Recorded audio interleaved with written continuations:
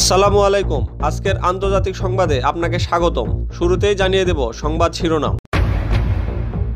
শেষ মুহূর্তে আমিরাত সফর বাতিল, হতাশ নেতানিয়াহু। বিএনপি ইসরায়েলপন্থী দল, বললেন তথ্যমন্ত্রী।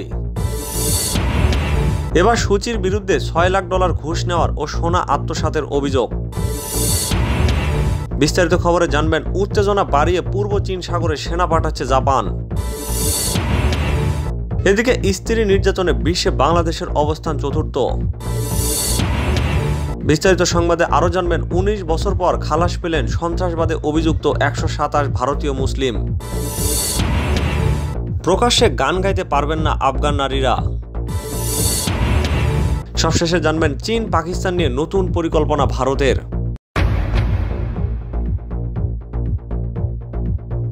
সংবাদ শিরোনাম শুনলেন, এবার জানিয়ে দেব বিস্তারিত সংবাদ।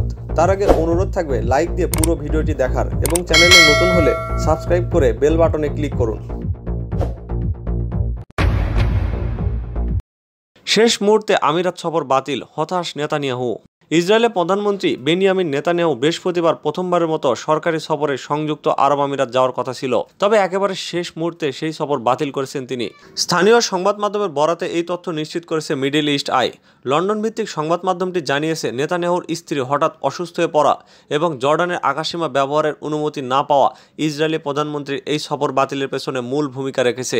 নেতানিয়াহুর এই সফর ছিল বেশ কিছু দিক দিয়ে গুরুত্বপূর্ণ এবং ঐতিহাসিক। এটাই হয়তো ইতিহাসে প্রথম কোনো ইসরায়েলি সরকার প্রধান রাষ্ট্রীয় সফরে আমিরাতে পা রাখার ঘটনা। তাছাড়া মাত্র 11 দিন পরেই অনুষ্ঠিত হতে যাচ্ছে ইসরায়েলের জাতীয় নির্বাচন। এমন মুহূর্তে আমিরাত সফরে গিয়ে বিশেষ কোনো ঘোষণা দিতে পারলে তা নেতানিয়াহুর নির্বাচনী প্রচারণায় সহায়ক হতো বলে মনে করছেন অনেকে। সংযুক্ত আরব আমিরাত গিয়ে আবুধাবির ক্রাউন প্রিন্স মোহাম্মদ বিন জায়েদের সঙ্গে দেখা করার কথা ছিল ইসরায়েলি প্রধানমন্ত্রীর। কিছু গণমাধ্যমের দাবি, সৌদি যুবরাজ মোহাম্মদ বিন সালমানের সঙ্গেও দেখা করতে যেতেন বেনিয়ামিন নেতানিয়াহু। জানা গেছে, নেতানিয়াহুর স্ত্রী সারা নেতানিয়াহু বুধবার রাতে অ্যাপেন্ডিসাইটিসের ব্যথা নিয়ে হাসপাতালে ভর্তি হয়েছেন। অন্যদিকে কূটনৈতিক সূত্রে বরাতে ইসরায়েলি সংবাদপত্র হারেস জানিয়েছে, জর্ডান এখনও নেতানিয়াহুকে আমিরাত সফরে যাওয়ার জন্য নিজস্ব আকাশসীমা ব্যবহারের অনুমতি দেয়নি। বিএনপি ইসরায়েলপন্থী দল। 1991 সালে বিএনপি ক্ষমতায় থাকাকালীন সময় ইসরায়েল ফিলিস্তিনের উপর হত্যাযজ্ঞ চালাচ্ছিল। আওয়ামী লীগ তার প্রতিবাদে সংসদে শোক ও নিন্দা প্রস্তাবের দাবি জানায়, কিন্তু খালেদা জিয়া সেই দাবি মানেননি। এর থেকে প্রমাণ হয় বিএনপি একটি ইসরায়েলপন্থী দল। এমন মন্তব্য করেছেন তথ্যমন্ত্রী ও আওয়ামী লীগের যুগ্ম সাধারণ সম্পাদক ডক্টর হাসান মাহমুদ। বৃহস্পতিবার ঢাকা রিপোর্টার্স ইউনিটের নসরুল হামিদ মিলনায়তনে অনলাইন ভিত্তিক সংগঠন কে ফোর্সের 8ম প্রতিষ্ঠাবার্ষিকী উপলক্ষে আয়োজিত এক আলোচনা সভায় তিনি মন্তব্য করেন। এ সময় মন্ত্রী বলেন, আওয়ামী লীগ সরকার ইসরায়েলের কাছ থেকে কোনো অস্ত্র কেনেনি। একটি মহল দেশে গুজব ছড়াতে ব্যর্থ হয় মোটা অঙ্কের টাকার বিনিময়ে আল জাজিরায় প্রতিবেদন করিয়েছে। এটি গাঁজাখুরি রিপোর্ট। আমাদের দেশের তৃতীয় সারির এমনকি অনলাইন টিভিতেও এর চেয়ে ভালো রিপোর্ট হয়। তথ্যমন্ত্রী আরও বলেন, আগে দেশের প্রাকৃতিক দুর্যোগের কারণে বাংলাদেশ বিশ্ব মিডিয়ায় খবর হতো। এখন বাংলাদেশের উন্নয়ন, প্রধানমন্ত্রী শেখ হাসিনার সাফল্যের কথা বিশ্ব মিডিয়ায় প্রচারিত হয়, যা অনেকের ভালো লাগে না। তারা সেজন্য ষড়যন্ত্রে লিপ্ত থাকেন। সূচির বিরুদ্ধে $6 লাখ ঘুষ নেওয়ার ও সোনা আত্মসাতের অভিযোগ। $6 লাখ ঘুষ নেওয়ার অভিযোগ আনা হয়েছে মিয়ানমারের ক্ষমতাচ্যুত নেত্রী অং সান সুচির বিরুদ্ধে। সামরিক সরকার তার বিরুদ্ধে এই অভিযোগ দায়ের করেছেন। একই সঙ্গে সরকারে থাকাকালে সোনা আত্মসাতের অভিযোগও তোলা হয়েছে সুচির বিরুদ্ধে। এসব অভিযোগ খতিয়ে দেখা হচ্ছে। অনেক ব্যক্তিকে এ ব্যাপারে জিজ্ঞাসাবাদ করা হচ্ছে বলে সামরিক সরকারের মুখপাত্র ব্রিগেডিয়ার জেনারেল জাও মিন টুন জানিয়েছেন। তিনি বলেন, ক্ষমতাচ্যুত প্রেসিডেন্ট উইন মিন সহ আরও কয়েকজন ক্যাবিনেট সদস্য এই দুর্নীতিতে জড়িত রয়েছেন। এছাড়া প্রেসিডেন্ট এই অনিয়মের বিরুদ্ধে দেওয়া সেনাবাহিনীর রিপোর্টের ভিত্তিতে কোনো রকম ব্যবস্থা না নেওয়ার জন্য নির্বাচন কমিশনকে চাপ দেওয়া হয়। উল্লেখ্য, গত 1 ফেব্রুয়ারি সুচির নির্বাচিত সরকারকে উৎখাত করার পর সরকারের বিরুদ্ধে যতগুলো অভিযোগ তোলা হয়েছে সেনাবাহিনীর পক্ষ থেকে, তার মধ্যে এটাই সবচেয়ে বড় অভিযোগ। উৎখাতের পর থেকে সুচি ও অন্য প্রভাবশালী রাজনীতিবিদদের গৃহবন্দী করে রাখা হয়েছে। উত্তেজনা বাড়িয়ে পূর্ব চীন সাগরে সেনা পাঠাচ্ছে জাপান।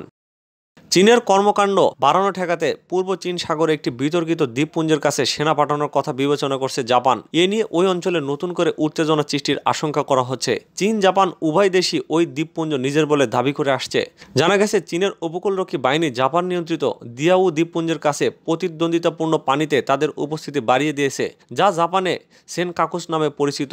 গত মাসে একটি নতুন আইন বাস্তবায়নের পর এই বর্ধিত কার্যক্রম কার্যকর করা হয়েছে, যার ফলে চীনের সামরিক বাহিনী বিদেশি জাহাজের বিরুদ্ধে অস্ত্র ব্যবহার করতে পারে। স্ত্রীর নির্যাতনে বিশ্বে বাংলাদেশের অবস্থান চতুর্থ।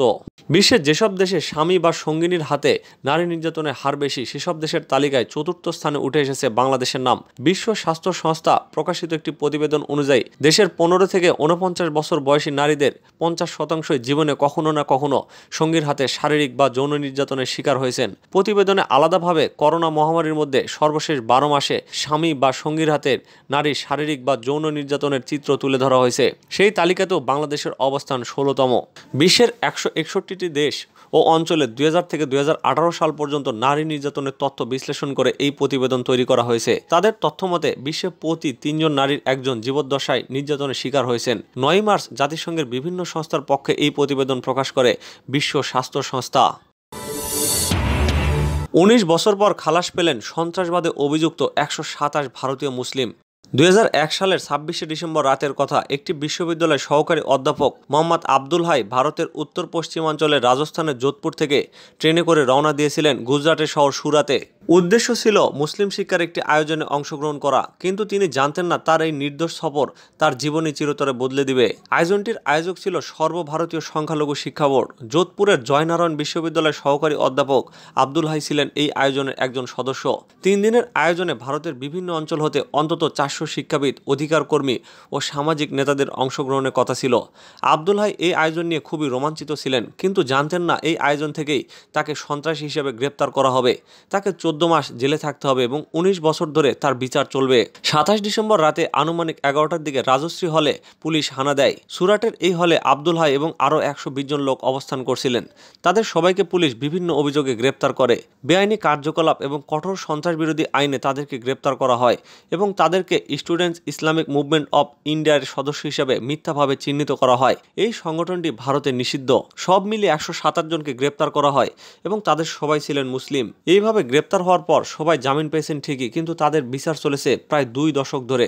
গত রোববার 19 বছরের বিচার শেষে সবাইকে নিরপরাধ হিসেবে মুক্তি দেওয়া হয়েছে। এই সুদীর্ঘ বিচার প্রক্রিয়ায় 127 জনের মধ্যে 5 জনের মৃত্যু হয়েছে। ভারতীয় কর্তৃপক্ষের দাবি, SIMI ভারতের বিভিন্ন স্থানে বোমাবাজির জন্য দায়ী এবং পাকিস্তানের অস্ত্রধারী কোনো সংগঠনের সাথে তাদের সংযোগ আছে। এই সংগঠনে শত শত সদস্যকে আটক করা হয়েছে, কিন্তু তাদের দাবি তারা শুধু ভারতীয় মুসলিমদের ইসলামী জীবন ব্যবস্থা শিক্ষা দেওয়ার জন্য কাজ করে। প্রকাশ্যে গান গাইতে পারবেন না আফগান নারীরা। গান বাজনা সংস্কৃতির অন্যতম অনুষঙ্গ। আদিকাল থেকে গান বাজনার চর্চা হয়ে আসছে এই পৃথিবীতে, কিন্তু গান গাইলে শাস্তির মুখোমুখি হতে হয় যুদ্ধ বিধ্বস্ত আফগানিস্তানে। 12 বছর হয়ে গেল প্রকাশ্যে গান গাইতে পারেন না মেয়েরা, আর তা রীতিমতো বিবৃতি জারি করে জানিয়ে দিলেন দেশটির শিক্ষামন্ত্রী। শিক্ষা মন্ত্রণালয়ের মুখপাত্র এক ভিডিও বার্তায় এই নির্দেশনা জারি করেছেন। মন্ত্রণালয়ের নির্দেশ অনুযায়ী কোনো স্কুল ছাত্রী তার বয়স 12 বছরের বেশি সে প্রকাশ্যে গান গাইতে পারবেন না। তবে 100% নারী সমাবেশে গান গাওয়ার অনুমতি দেওয়া হয়েছে, কিন্তু পুরুষদের সামনে কোনোভাবেই গান গাওয়া যাবে না। পুরুষ গানের শিক্ষকরা স্কুলে বা অন্য কোথাও মেয়েদের গান শেখাতে পারবেন না।